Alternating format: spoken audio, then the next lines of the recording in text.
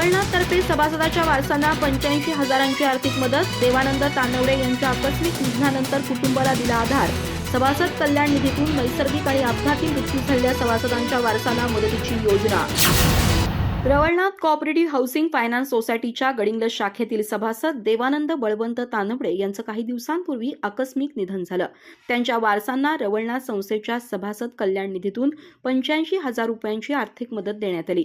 मृत सभासदाच्या पत्नी लता देवानंद तानवडे यांना संस्थापक अध्यक्ष आणि संचालक एम.एल. चौगुले यांच्या हस्ते मदतीचा धनादेश सुपूर्द करण्यात आला. यावेळी संस्थेचे चेअरमन प्राचार्य doctor R S. Nilpankar, vice chairman doctor Sanjay Chougule उपस्थित होते.